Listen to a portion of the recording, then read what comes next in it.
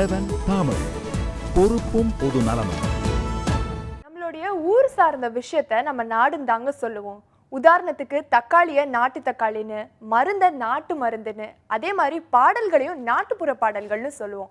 அந்த நாட்டுப்புற பாடல்கள்ல வித்தகரான புஷ்பவனம் குப்புசாமி அவர்களை அவருடைய வரவேற்பறையில சந்திக்க போறோம். வாங்க பார்க்கலாம்.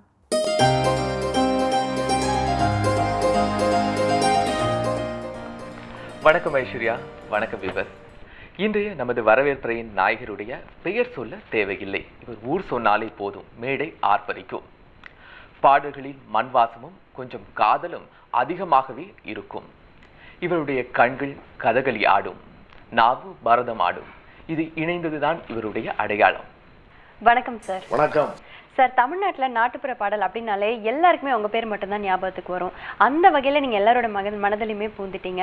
அப்பேற்பட்ட உங்களுக்கு இப்போ இந்த ஜெனரேஷன்ல நாட்டுப்புற பாடலுக்கு என்ன மாதிரியான ஒரு வரவேற்பு என்ன கிடைச்சிட்டு இருக்கு? முதல்ல இந்த நாட்டுப்புற பாடல் அப்படிங்கிற சொல்லையே நான் எடுத்துட்டேன். அது நம்ம சொல்ல தேவையில்லை.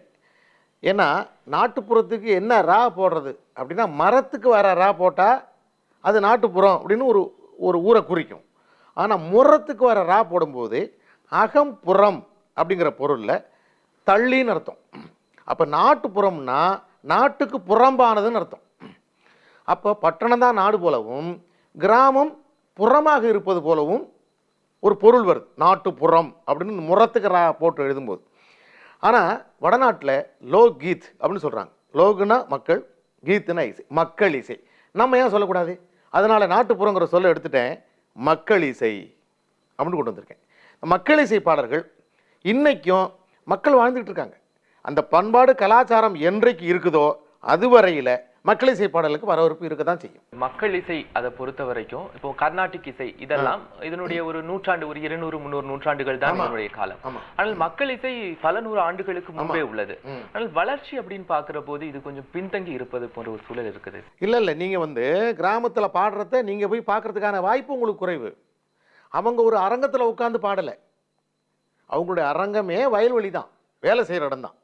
நடவு நடும்போதும் இல்லை களை எடுக்கும் போதும், அறுவடை நேரத்தில், கோயில் திருவிழாக்களில், குழந்தை பிறந்தா தாலாட்டு, அப்புறம் ஆடி முடிஞ்சி வாழ்க்கை கடைசி பயணத்துக்கு ஒப்பாரி, இப்படி ஒவ்வொரு சூழ்நிலையும் அவங்க சூழ்நிலைக்கு ஏற்ப பாடிக்கிட்டு இருக்காங்க.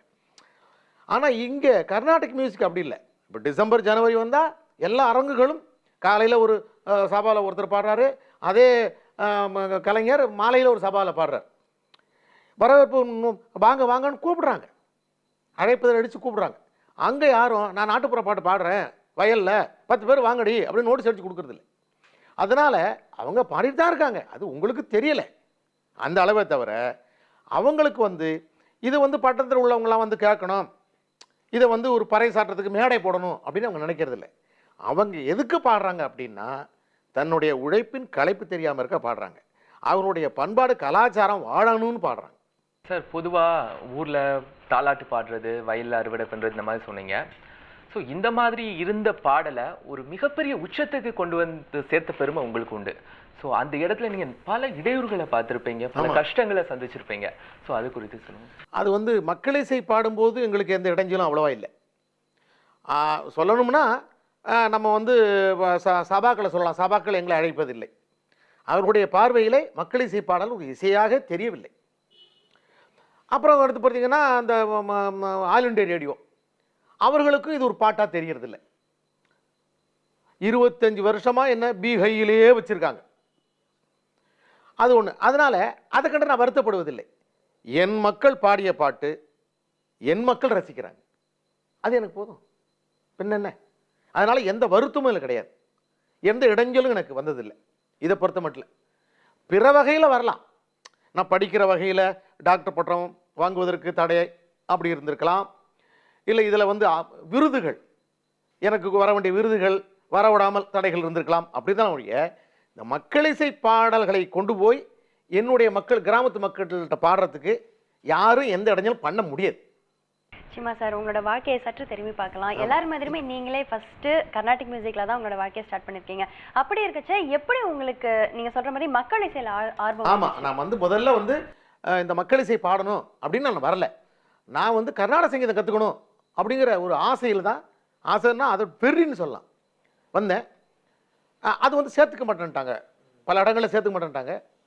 சரி, ஒரு இன்ஸ்டியூஷன் இருந்தால், பல்கலைக்கழகம் இருந்தால் அங்கே போய் நமக்கு எல்லோரும் கொடுத்தானே ஆகணும் அப்படின்னு வர்றப்ப சென்னை பல்கலைக்கழகத்தில் பிஏ மியூசிக் முதல் மாணவன் நான். முதல். ஆமாம், அதுக்கு முன்னாடி கிடையாது.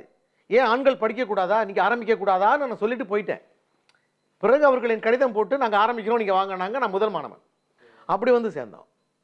ஆமாம், அங்கே படிச்சுக்கிட்டு இருக்கிறப்போ சில பாடல்கள் சொல்லிக் கொடுப்பாங்க இல்லையா. அப்போ எனக்கு ஒரு பாட்டு நான் கேட்டேன், தியாகராஜ சுவாமிகள் பாடின பாட்டு, உற்சவ சம்பிரதாய கிருதி. பவனஜ ஸ்துதி பாத்திர பாவன ஷரீத்ர ரவி சோம பரநேத்ர ரமணீய காத்ர சீதா கல்யாண வைபோகமே ராம கல்யாண வைபோகமே. இது வந்து எங்கள் அம்மா என்னுடைய தம்பிக்கு பாடினது எனக்கு நினைவு இருக்கு. அதை யோசிச்சு பார்த்தேன் நான். ஆராரோ ஆரிராரோ எங்கண்ணே ஆராரோ ஆரீராரோ யாரடிச்சார் என எழுதாய் எங்கண்ணே எங்கள் கூல ரத்தீனமே அடிச்சாரை சொல்லி எழு எங்கண்ணே ஆக்கினைகள் செய்திடுவோம். இப்ப ரெண்டையும் சேர்த்து பாருங்க.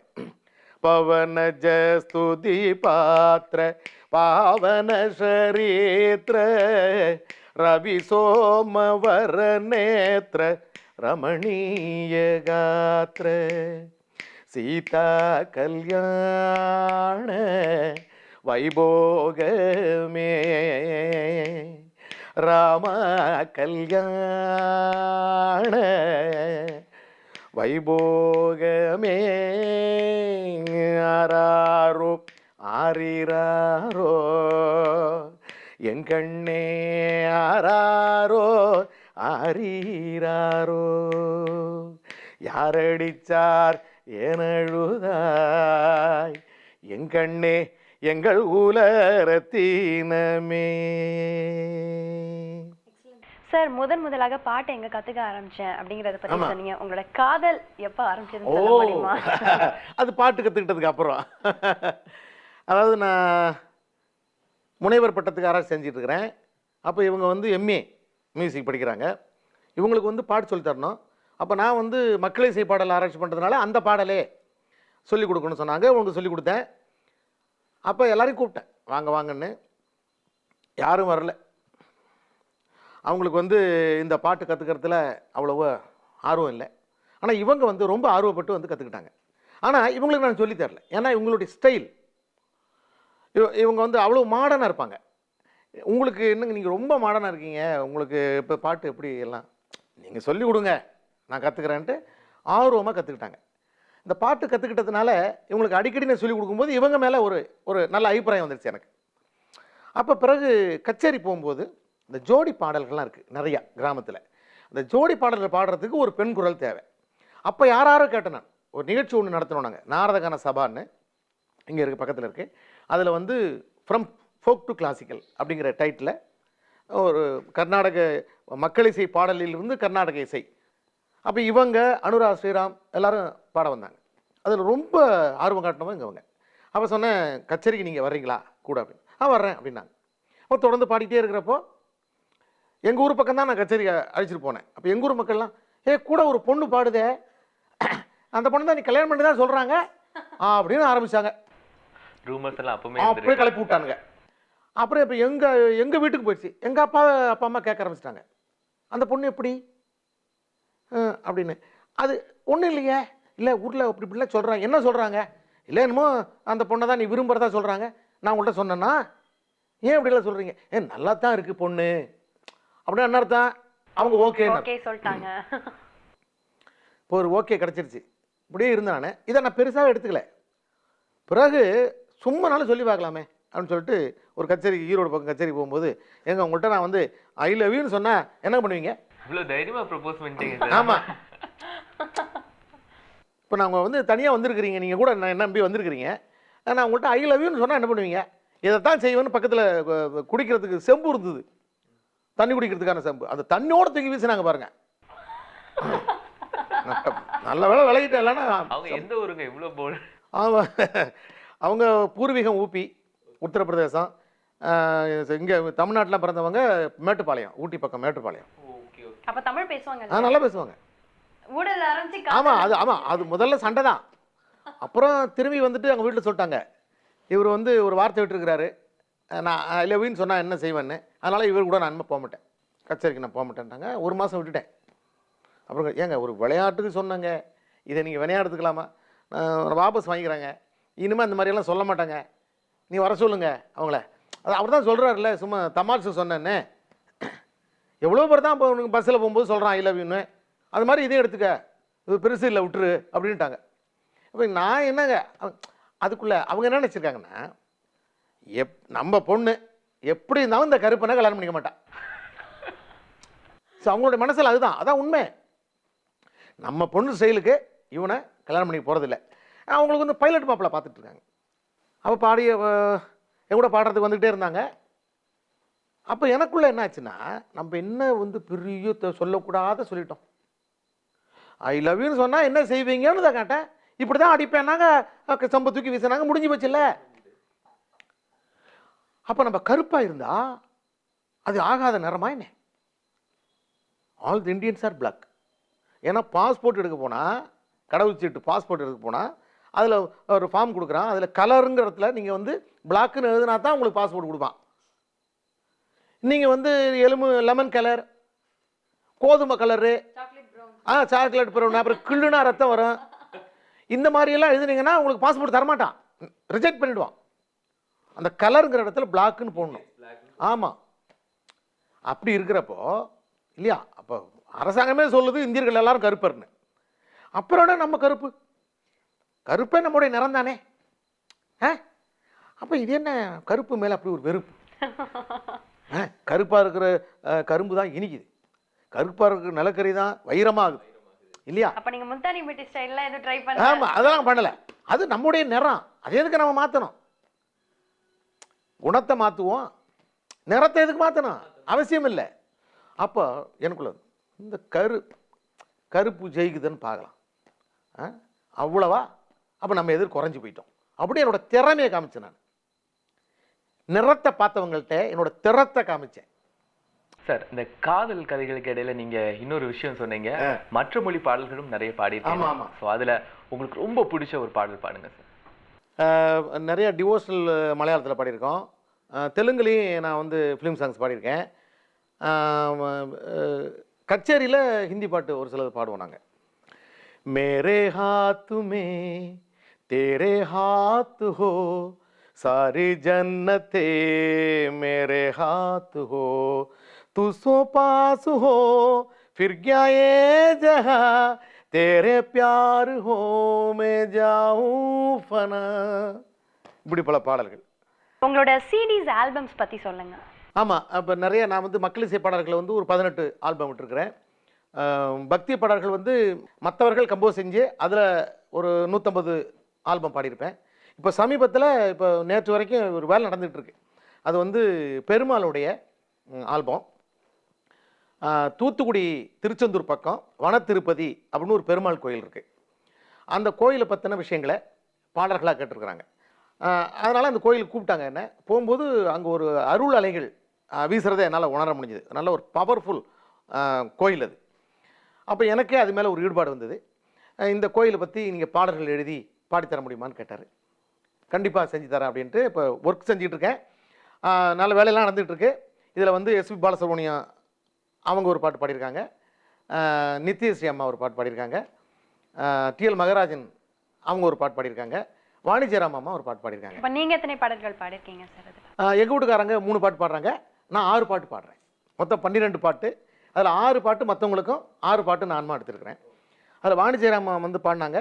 அந்த பாட்டை பாடிட்டு அப்படியே அழுதுட்டாங்க. அப்படியே அவ்வளோ அருமையாக இருக்குது, பக்தியாக இருக்குது அப்படின்னு சொல்லி எல்லாருமே வந்தவங்க எல்லாருமே பாராட்டினாங்க. சார், எங்களுக்காக உங்களால் அந்த பாட்டு பாட முடியுமா? அந்த வாணி ஜெயராம் அம்மா பாடின பாட்டு, இதுதானோ வன திருப்பதி, இவர்தானோ அருள் திருப்பதி இது நாளும் அறியேனே இத்தனை அழகா பெருமானே இத்தனை அழகா பெருமானே இதுதானோ வன திருப்பதி இவர்தானோ அருள் திருப்பதி இது நாளும் அறியேனே இத்தனை அழகா பெருமானே இத்தனை அழகா பெருமானே. நிச்சயமா சார், ஒரு நல்ல ஒரு குறிக்கோளோட தான் வாழ்ந்துட்டு இருக்கீங்க. ரொம்ப நல்ல விஷயமா இருக்கு கேட்கறதுக்கு. சார், இப்போ நம்ம தமிழ்நாடு மட்டும் இல்லாம வெளிநாடுகள்ல நிறைய கச்சேரிகள் பண்ணிருக்கீங்களா? அங்க எந்த மாதிரி ஒரு வரவேற்பு இருக்கும்? ஆமா, அவங்களுக்கு நம்மளை பார்த்தோன்னா ரொம்ப நல்ல வரவேற்பு தருவாங்க. அப்போ இங்கேருந்து போகிறவங்களாம் என்ன சொல்கிறாங்கன்னா, நாங்கள் வெளிநாடு போனோம், ஆஹா இவர்களாம் என்ன தமிழர்கள் அப்படியே நாங்களை வரவேற்கிறாங்க அப்படின்னு இதை குறைச்சி பேசுவாங்க. அது மகா தவறு. இதன் மூலமாக நான் ஒரு உண்மையை சொல்லிக்கிறேன். நம் தமிழ்நாட்டுக்கு நிகராக எதுவும் வரவே முடியாது. அதை நீங்கள் உணரணும். ஏழையும் வாழலாம், பணக்காரனும் வாழலாம். அதுதான் தமிழ்நாடு. எந்த நாட்டிலையும் ஒரு குடும்பத்தில் உள்ள அத்தனை பேர் உழைச்சா தான் அங்கே குடியிருக்க முடியும், நீங்கள் சாப்பிட முடியும். ஆனால் நம்ம தமிழ்நாட்டில் ஒரு குடும்ப தலைவன் சம்பாரித்து குடும்பமே சாப்பிடலாம். அதுதான் தமிழ்நாடு. பண்பாடு கலாச்சாரங்கள் நிறைந்தது நம்முடைய தமிழ்நாடு. அதனால இந்த மக்கள் அங்கே போனோடனே அந்த மக்கள் என்ன பண்ணுறாங்க, இந்த தமிழை கேட்கறதுக்கும் இந்த தமிழ் பாட்டை கேட்கறதுக்கும் இந்த தமிழ் முகத்தை பார்க்கறதுக்கும் அப்படியே ஆர்வமாக ஒடியாடுறாங்க. அவங்களால முடிஞ்ச பணத்தை செலவழிக்கிறாங்க. அப்போ இங்கேருந்து போகிறவங்க என்ன நினச்சிக்கிறாங்க, ஆஹா அவங்க எப்படியெல்லாம் நம்மளை வரவேற்கிறாங்க, அவங்க ரொம்ப ஆர்வமாக இருக்கிறாங்க அப்படின்னு இவங்க நினச்சிக்கிறாங்க. இட்லியே சாப்பிடாதவங்களுக்கு, ஒரு வருஷமாக இட்லியே பார்க்காதவங்களுக்கு அப்படியே ஆவி பறக்க இட்லி வச்சோடனே அதில் உப்பு கம்மியாக இருந்தாலும் சரி, உரப்பு கம்மியாக இருந்தாலும் சரி, தேவாமிர்தமா இருக்கு. ஆஹா என்ன இட்லி கல்லு மாதிரி இருக்கும், ஆனால் தும்பப்பு இட்லின்னு சொல்லி சாப்பிடுவாங்க. ஒரு பேப்பர்ல சொரக்கா கூட்டுன்னு எழுதி கொடுத்தா கூட அவங்களுக்கு அது அதனால இவங்க என்ன நினைச்சுக்கிறாங்க, போறவங்க நம்ம ஆள்கள்லாம் நம்ம கண்டுக்கிறது இல்லை, இவங்க எப்போதுமே இருக்கிறதுனால தெரியல. ஆனால் இவங்களை போலத்தான் அவங்களும், அவங்கள போலத்தான் இவங்களும். இதில் இவர் ஒசத்தர் அவங்க தாழ்ந்து கிடையாது. தமிழர்கள் எங்க இருந்தாலும் சரி தமிழர்கள் தான். நீங்க சினிமால பாடியிருக்கேன்.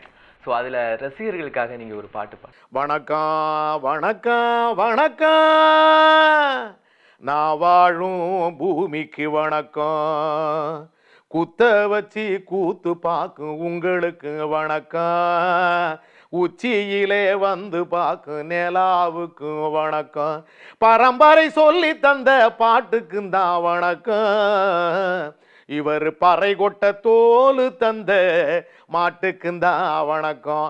வணக்கம் வணக்கம் வணக்கம்.